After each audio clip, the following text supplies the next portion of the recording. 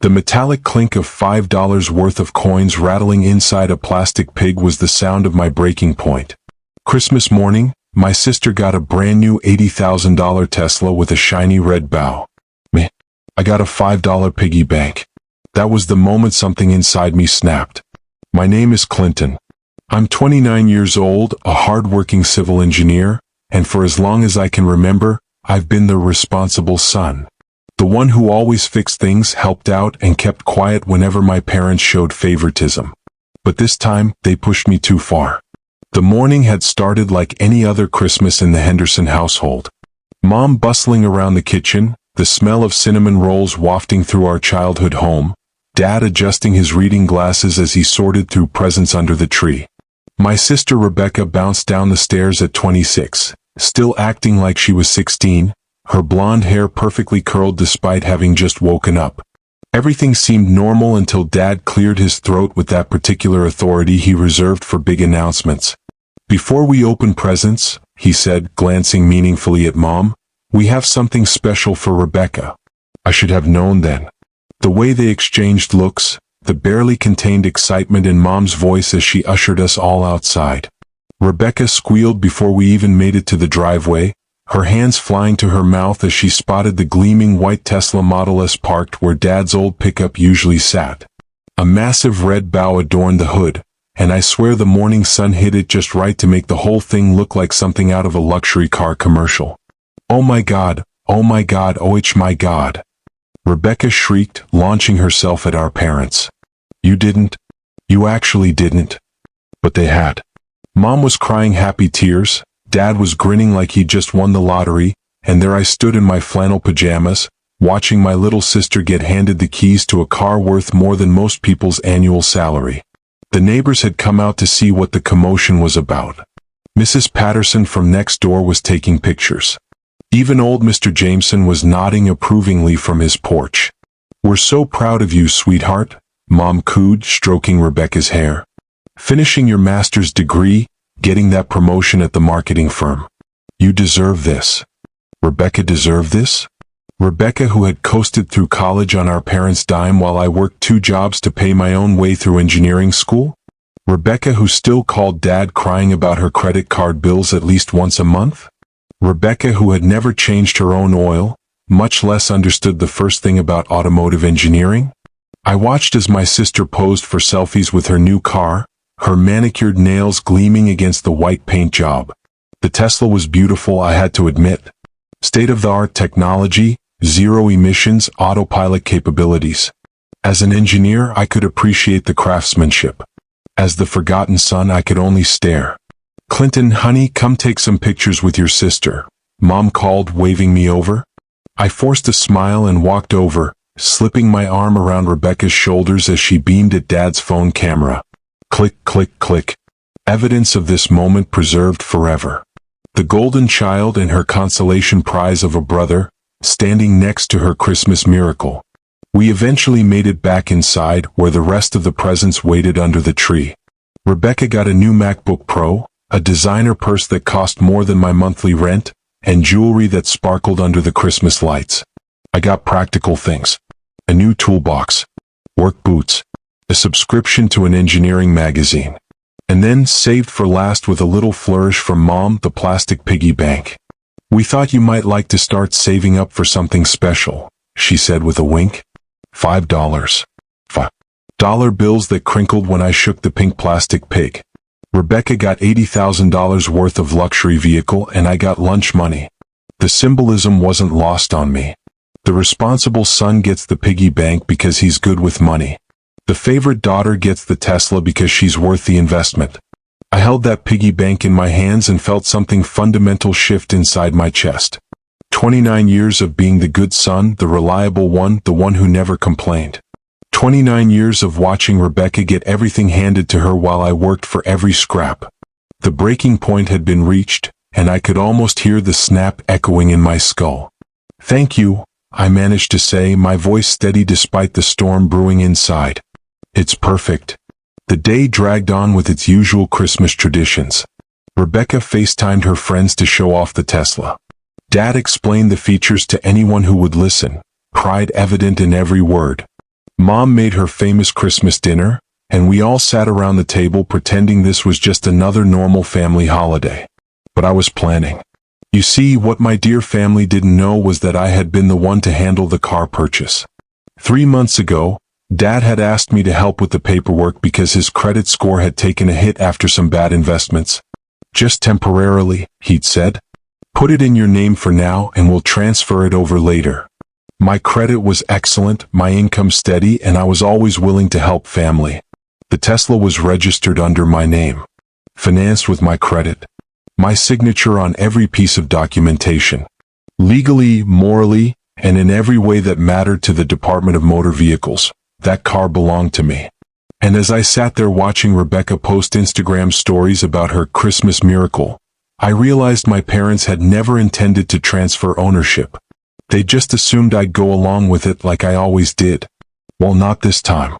That night, after the dishes were done and Rebecca had gone out to show off her new car to friends, I sat in my childhood bedroom staring at the plastic piggy bank. The house was quiet except for the occasional creak of old wooden floors and the distant sound of Mom and Dad's television. I could hear Rebecca's laughter floating up from the driveway as she gave someone a ride around the neighborhood. My phone buzzed with a text from Rebecca. OMG Clinton, this car is amazing. The autopilot is so cool. Thanks for helping with whatever paperwork stuff Dad needed. You're the best big brother ever. Red heart. I stared at that message for a long time. She didn't even know. None of them understood what they'd done, how they'd pushed the responsible son past his breaking point. They thought they were just continuing the same pattern that had defined our family for decades. Rebecca gets the good things, Clinton gets the leftovers and a pat on the head for being so understanding. I waited until 2 a.m. The house was silent, my parents long asleep. Rebecca passed out in her room after her night of showing off. I dressed quietly, grabbed my keys and crept downstairs. The Tesla keys were hanging on the hook by the kitchen door, right where Rebecca had left them after her joyride. The car started with barely a whisper. Electric motors don't roar to life like gas engines. They just hum with quiet, deadly efficiency. I backed out of the driveway slowly, headlights off until I reached the street. Then I drove. For the first time in my life, I felt free. The wind in my face wasn't just air, it was freedom. The Tesla handled like a dream, responding to every input with precision that made my old Honda feel like a shopping cart. I drove through empty streets, past houses full of sleeping families, past the Christmas decorations that looked different in the darkness. Everything looked different now. I drove for hours, letting the Tesla carry me through the city and out onto the highway. The speedometer climbed as I tested the limits of both the car and my newfound liberation. This wasn't just about the Tesla anymore. This was about 29 years of being taken for granted, 29 years of watching my sister get everything while I got plastic piggy banks and expectations to be grateful. By morning, I was 3 states away, sitting in a truck stop diner with a cup of coffee and a plan forming in my mind. My phone had been buzzing for hours with missed calls and texts, but I turned it off somewhere around mile marker 200. Let them wonder. Let them worry. Let them experience, for once, what it felt like to have something taken away. When I finally turned my phone back on, the messages came flooding in. 17 missed calls from Dad. 12 from Mom. 23 from Rebecca. Text messages ranging from confused to angry to panicked. Rebecca, Clinton, where's my car? Mom, honey, where are you? Rebecca can't find the Tesla. Dad, Clinton, call me immediately. Rebecca, Clinton, this isn't funny, Mom. We're worried sick. Please call. Dad, son, whatever's going on, we can work this out. And then, the voice message that changed everything. Dad's voice, cold and authoritative in a way I'd never heard directed at me. Clinton, return the car right now or we'll report it stolen. I don't know what's gotten into you, but this nonsense stops now. Bring Rebecca's car home immediately. I laughed. Actually laughed out loud in that truck stop diner, causing the waitress to look at me with concern. Stolen? They were going to report me for stealing my own car? The car that was registered in my name, financed through my credit, and legally owned by me in every possible way? That's when I knew I wasn't going back. I found an apartment in a city where nobody knew the name Henderson. I got a job with a firm that appreciated my skills and paid me what I was worth. I started fresh, and for the first time in my adult life, I was living for myself instead of for everyone else's expectations. The legal battle was brief and satisfying. When they actually tried to report the Tesla stolen, the police informed them that you can't steal your own property. The car was mine, the payments were mine, and their threats carried no weight beyond the manipulative power they'd held over me for decades. Dad called one last time, his voice different now. Smaller somehow. "Son, we can work this out. Come home and we'll figure something else out for Rebecca." "No," I said, and the word felt like lifting a weight off my shoulders. "I'm done being the responsible son who fixes everyone else's problems. I'm done being grateful for scraps while Rebecca gets everything. And I'm done pretending that a $5 piggy bank is an appropriate Christmas gift for a 29-year-old who just co-signed for his sister's luxury car." I blocked their numbers after that. Social media too. Cut every line of communication that had bound me to a family that saw me as a utility rather than a person. It wasn't easy at first. Habits formed over nearly 3 decades don't break overnight. I found myself reaching for my phone to call Dad when my apartment's heater broke, or wanting to share good news with Mom when I got a promotion. But gradually, I adjusted to a life where I came first, where my achievements mattered for their own sake, not as supporting acts for Rebecca's starring role. Where Christmas morning meant peace and quiet instead of watching someone else unwrap the life I'd helped pay for. The Tesla became more than just a car. It was a daily reminder that I'd finally chosen myself over their games. Every morning when I walked out to that white electric sedan, I remembered the sound of $5 rattling in a plastic pig and smiled. Not with bitterness anymore, but with satisfaction. I'd traded a lifetime of being taken for granted for the freedom to build something that was entirely my own. Some people might call what I did theft, but they'd be wrong. Some might call it cruel, abandoning family over a car. But they wouldn't understand the weight of being the responsible son, the one who always fixes things, always helps out, always keeps quiet when the favoritism gets too obvious to ignore. I didn't steal anything. I simply stopped giving it away. The last I heard, Rebecca was driving a used Honda and working extra shifts to make the payments. Mom and Dad had to explain to the neighbors why the Tesla disappeared.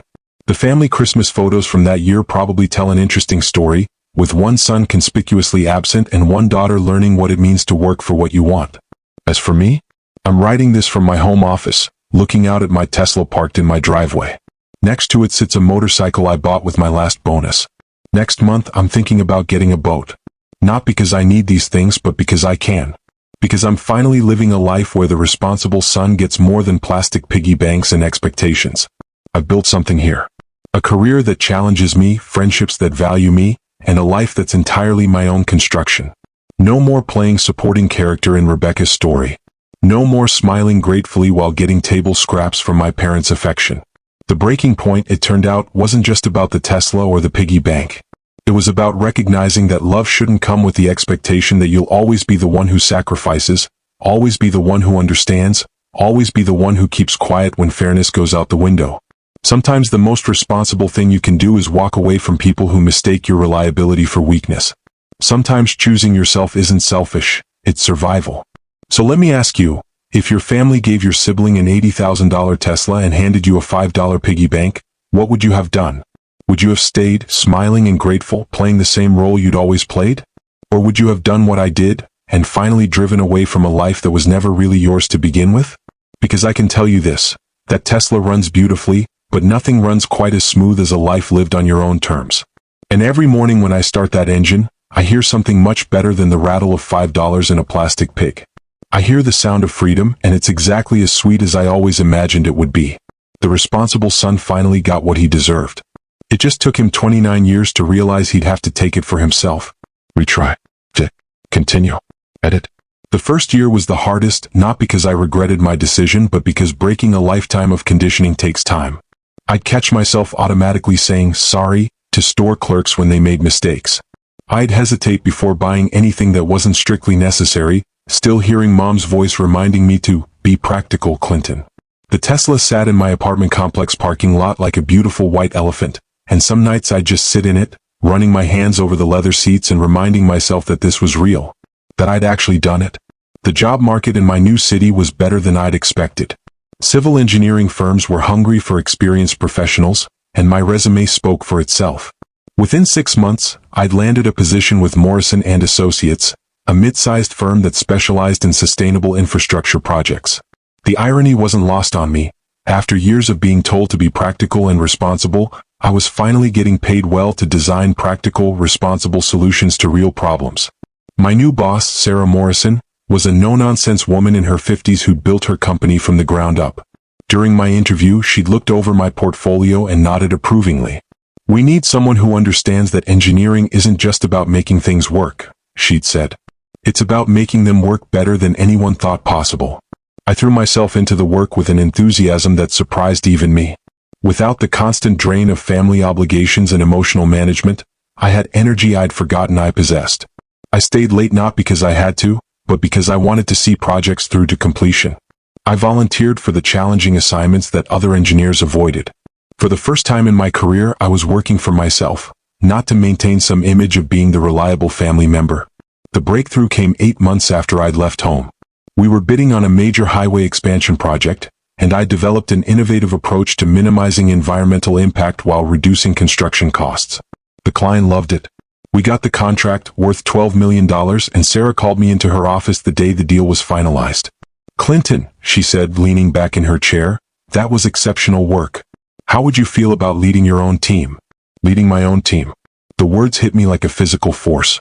Back home, I'd been the guy who helped Rebecca with her college applications, who co-signed loans for cars I'd never drive, who fixed Dad's computer problems and never got so much as a thank you.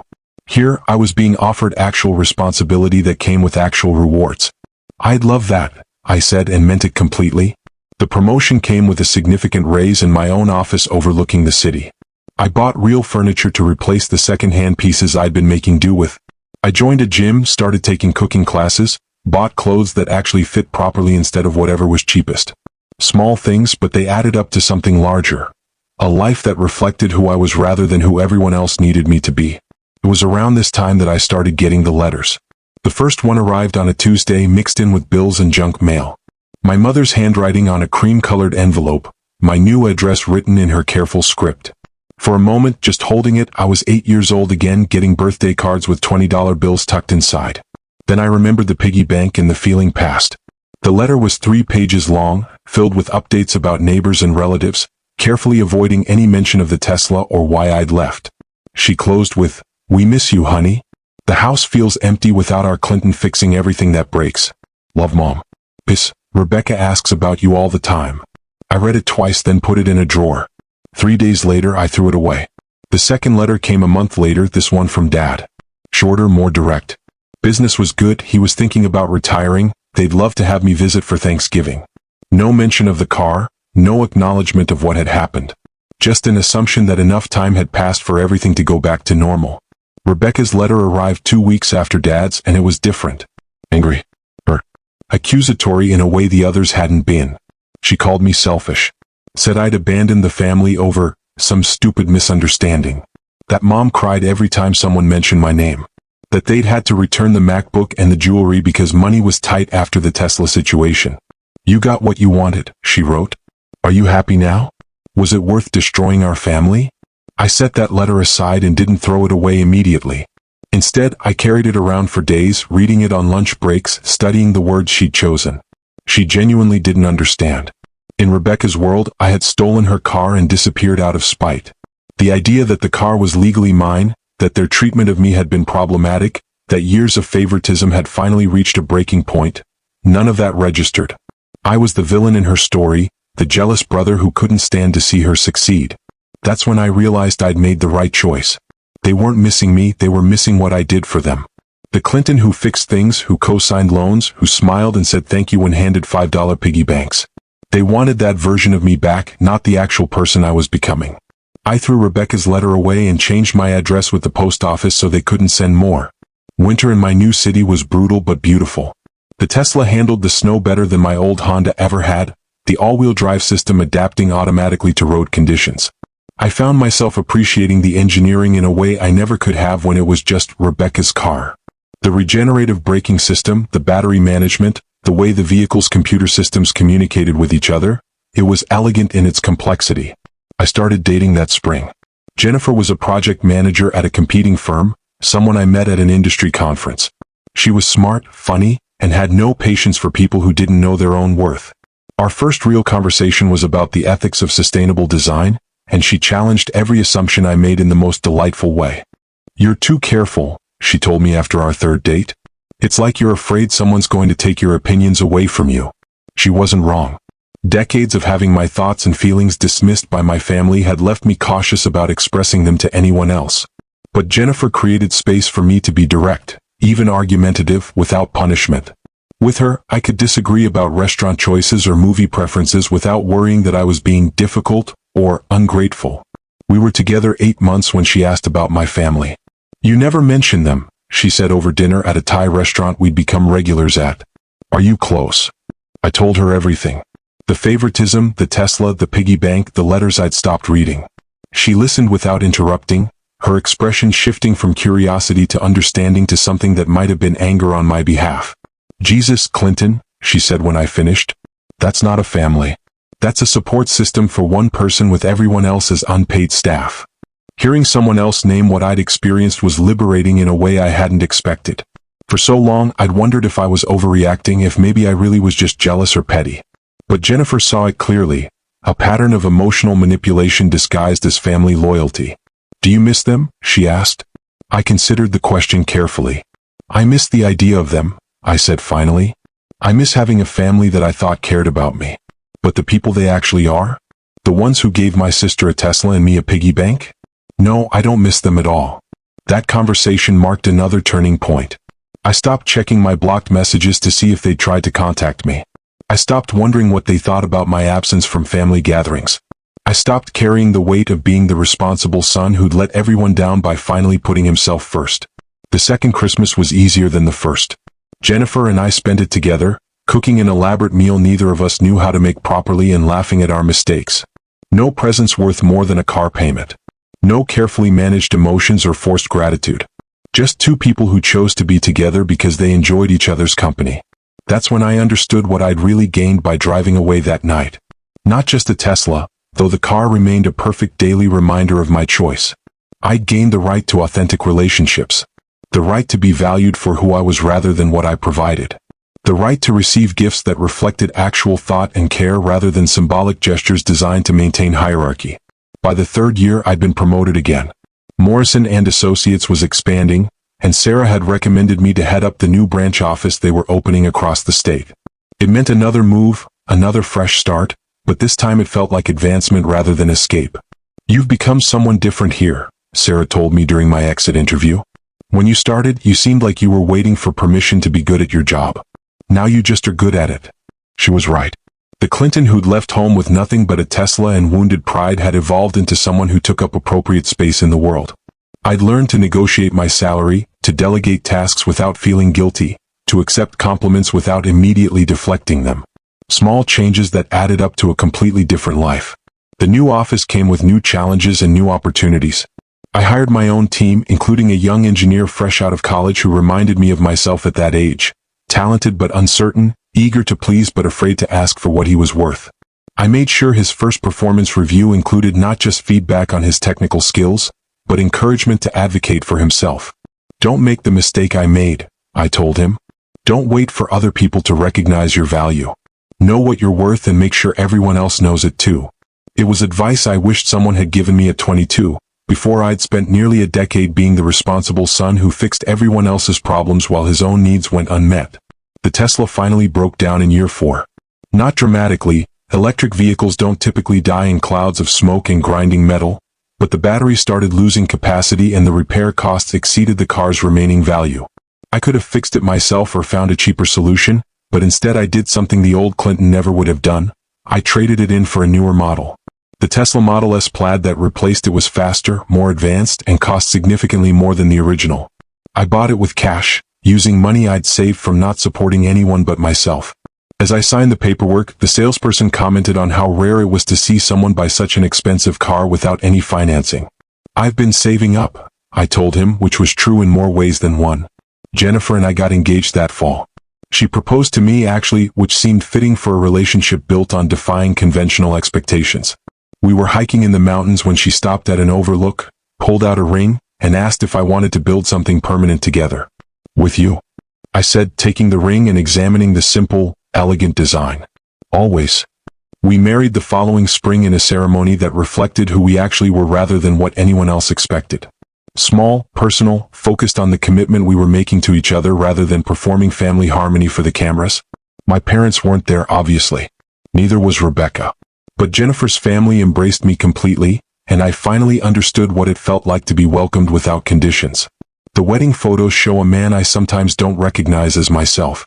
Confident, relaxed, genuinely happy in a way that has nothing to do with managing other people's emotions or grateful for whatever scraps of attention I could get. In every picture, I'm looking either at Jennifer or at the future we were building together. Never over my shoulder at the past I'd driven away from. It's been 7 years now since that Christmas morning.